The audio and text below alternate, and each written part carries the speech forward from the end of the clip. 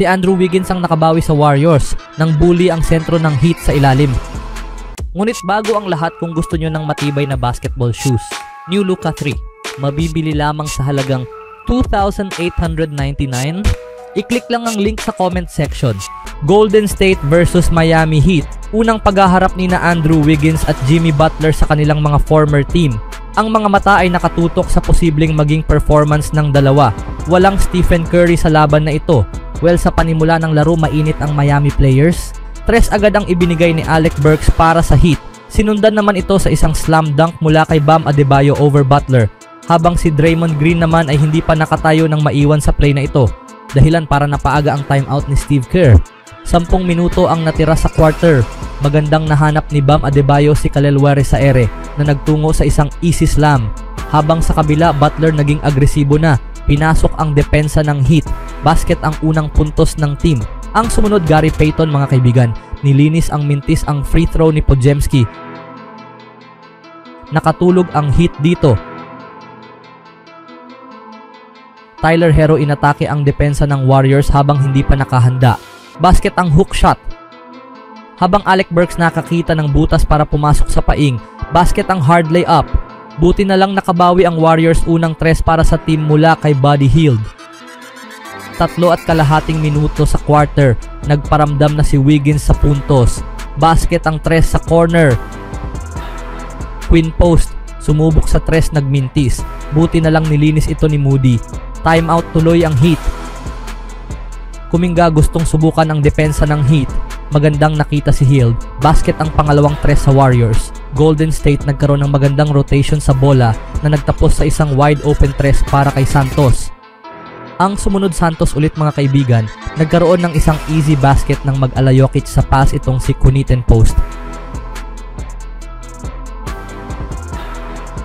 At hindi pa ito nagtapos dahil sumunod pa ang isang 3 nito sa ilang segundo lang ang nakalipas.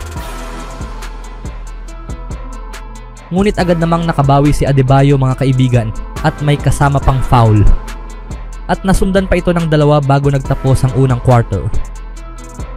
Sa ikalawang quarter, epekto agad si Quinn post sa 3. Basket ang shot over sa center ng Heat na si Ware.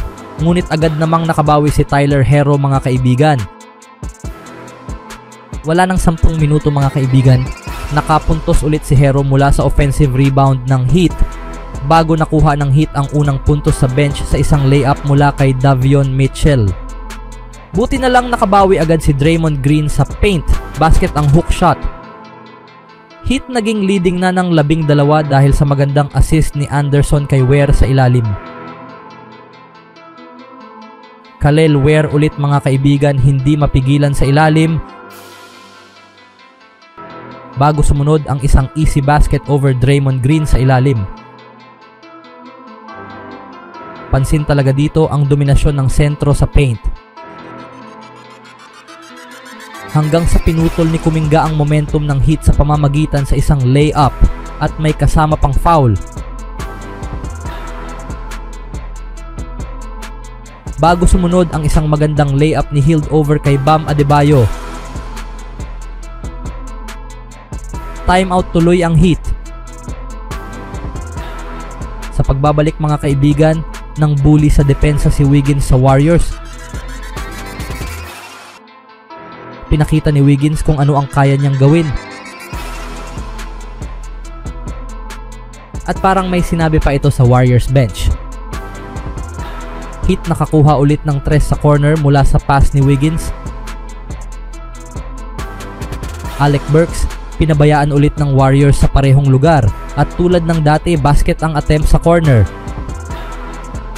Bago pa nagtapos ang pangalawang quarter, nag-iwan muna si Herro ng isang mabigat na 3 mula sa pass ni Wiggins. Sa ikatlong quarter, sinusubukang humabol ang Warriors.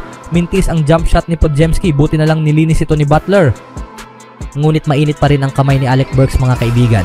Basket ang 3. Buti na lang nakabawi agad si Moody, pero malayo pa rin ang kailangang hahabulin. Warriors nakakuha ng steal na naghatid kay Payton sa isang easy basket. Ngunit Bam Adebayo naging all-around player sa pagkakataon na ito. Basket ang 3 sa corner, bago sumunod ang Euro step nito over Brandon.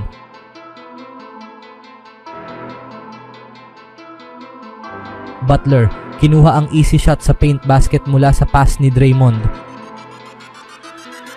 Warriors nagmamadali, nakita si Jimmy na naghatid sa isang easy layup over Wiggins. Heat nagmamadali, nakita si Ware sa dulo na nagtapos sa isang alley-oop dunk. Golden State nagkaroon ng magandang movement sa bola na nagtapos sa isang 3 para kay Podziemski, ngunit agad bumawi ang former Warriors na si Wiggins. Basket ang tough shot, pero Brandon kinuha ang advantage sa depensa ng Heat. Tagumpay ang layup. Podziemski naghahanap ng butas para makalusot. Basket ang mid-range jumper. Ngunit parang araw at laban talaga ito ng Heat mga kaibigan, dahil pumasok pa ang shot na ito ni Kelly Ware sa ilalim. Kahit nabitawan na ang bola mga kaibigan.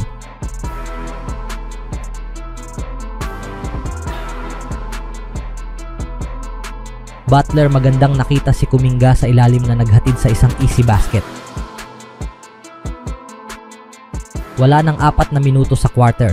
Butler gustong subukan ang depensa ng Heat.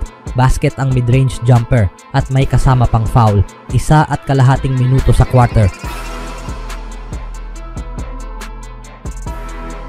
Podziemski gumagawa ng paraan. Tagumpay ang spacing over kay Tyler Herro. Bago sumunod ang isang importanteng 3 mga kaibigan mula kay Kuminga para dalhin sa 8 puntos ang kalamangan ng Heat. Ngunit dahil sa magandang laro ni Herro at Mitchell, bumalik sa 13 ang lead ng Heat. Sa last quarter, nagkaroon ng turnover sa Warriors na naghatid sa isang easy layup ni Anderson over kay Butler. Wala nang 9 na minuto sa quarter, may natitira pang init si Podziemski. Basket ang 3, bago sumunod ang isang hook shot ni Moody sa paint.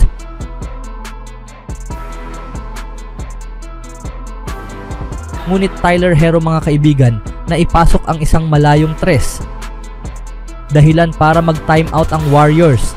Sa pagbabalik, Tyler Herro ulit ang nagsimula. Isang 3 ang binitawan. Warriors hindi pa sumusuko. Basket ang hustle play ni Santos sa ilalim. Ngunit patuloy pa rin ang struggle ng team sa shooting sa labas ng arc.